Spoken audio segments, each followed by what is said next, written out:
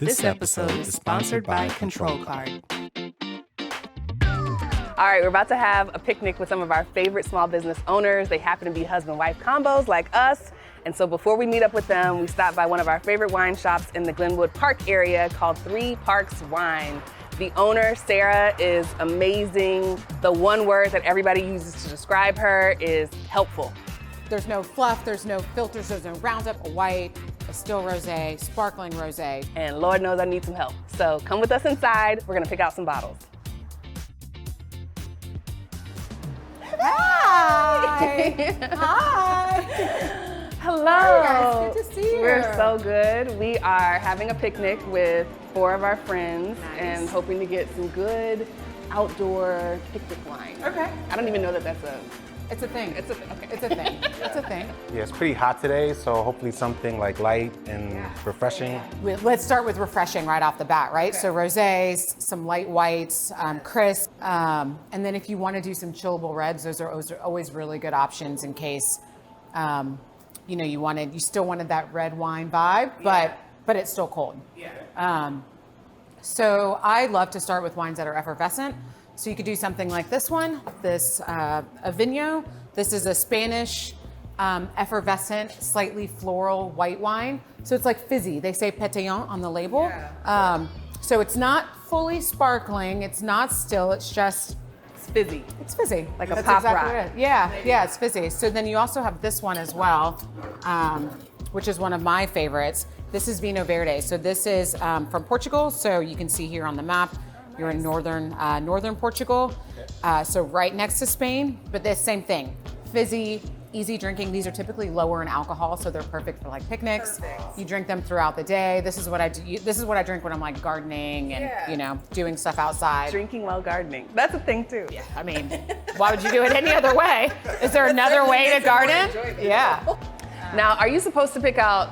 Like, I'm drawn to this one because the bottle is so pretty. What do you think about people who pick out wines based off the label alone? You know, it's a thing. Fortunately for us, we go through all the wines. We taste everything before we put them in here. So if you want to pick just on label, you'll be okay because we've already filtered through the wines. You know, if you're in like a bigger store and you're just picking off the label, you might strike out. Like, you never know. I'm curious. Can you tell me about this tap? You have wine on tap. Yeah, so we started doing this right when we opened. It was all about just like sustainability, keeping glass, right? We go through a lot of glass here, but we call this like 3 Parks Village wine. So these are all wines that exist in the market, but you can get them in larger vessels. So we have 32 ounces and then we have 62 ounces on the other side. And it's just like a bottle exchange program. So just like you would see in, Spain or Italy, and you go back in the day and you would go to this tiny little house and a grandma would be sitting by a barrel and you would just bring your old milk jug and she would fill it up with wine. Same thing. And you rotate the wines? Oh, that's what I need. Yeah. So one of the things I've noticed about wine is there's a lot of theater. There's a lot of like physicality in drinking. Yeah. There's the like, put your nose in the glass, swirl it, swoosh it around, and I suck at all of it. Like I'm just savage with it. Over the top. Over the top. Yeah. But the one thing I want to learn how to do is the swirl. Oh yeah. Mine don't swirl. It's swag surfs. Yeah. It does the little Kim. It sloshes, but it don't swirl. So do you have something we can practice the swirling? Of course. All right, let me show you. This is one of my favorite light chillable reds. As you can see by the color, so you see it's like super light. So you drink it almost like a rosé. You would drink it because a rosé, it's red grapes, right? Right. So if they kept the red grape juice, like the juice that came pressed out, for 6 to 20 hours, that's what gives you the rosé color. But when you leave it for, say, 2 weeks, 3 weeks, 4 weeks, that's how you get the red wine color. So all rosé is just like on the way to being a red. They just halt it and let it pink. Yeah. All right. So let's try this one. Nice. Yep. So this is Andre Max OPP. So it's 100% Pinot Noir from Willamette Valley. So also very convenient. Twist off, right? Yes. Nothing wrong with a good twist off. So here, I'll go ahead and pour a little bit out here. So this you also want to just get like, I don't know, maybe 10 minutes of a little chill on there. Okay. We'll leave that right there. All right. So the purpose of the swirl is to really understand, like it's like when you smell it. So if you smell it now, you'll see that it might be a little closed off. It hasn't really like aerated. It's alive, right? Every wine, a bottle of wine is alive in the bottle. So it needs to open up. It needs a little bit of air. It kind of has to like kind of get out of its shell. Exactly.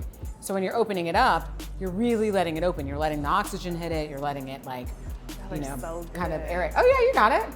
You could be practicing when you're sleeping. Look at mine.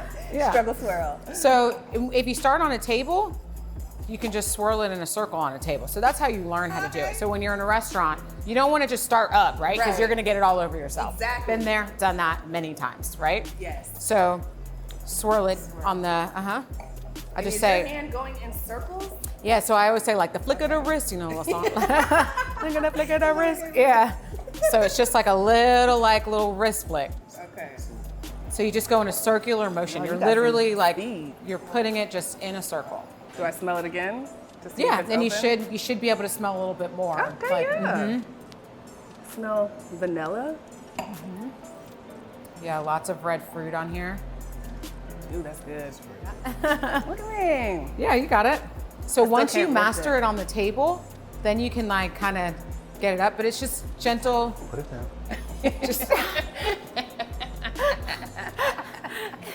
Just, just gentle, gentle on the finger. Gentle. It's just like small baby swirls. It's because you want to make the movement really big, but if you keep it controlled, then Yeah. My wine is broken. That's sloshy. Defective. I am. I'm nervous. It's this white shirt. what do y'all I'm think? getting a little red fruit. Huh? Like a grape.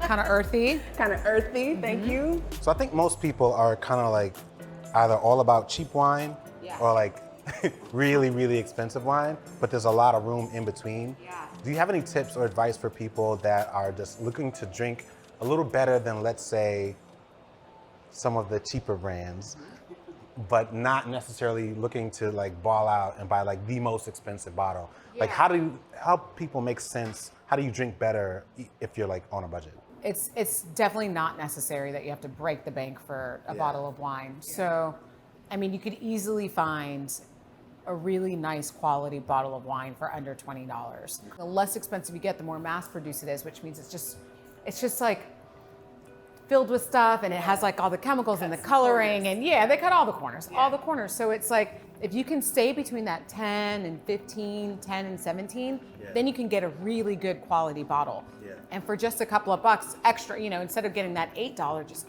push that right to 12. Yeah. Right. And your drastic difference in the bottle of wine you're gonna get in the quality. So if you're looking for quality but still bang for your buck, you can definitely get a lot of that for under 20. But even like $50 bottles of wine that almost mirror a bottle of wine that could be $150, those exist as well. There's independent wine stores everywhere. So you can go, someone can help you at any retail store and give you that quality. If you're like, because the first question we ask is, how much would you like to spend, or what price point would you like to stay in? And you should feel very comfortable with being able to say under 15. Yeah. And then we give you a solid bottle of wine for under 15, and proudly we'll give this to you to serve at a dinner party, like confidently, and this is $12. But if you say under 30, then we'll give you like Chateau Annibal, which tastes like a $50, $60 bottle, and it's less than 30, right? So it really does, there's no way to just navigate that by yourself. But with the help of wine professionals, you can get serious bang for your buck and good quality wine without having to spend too much money.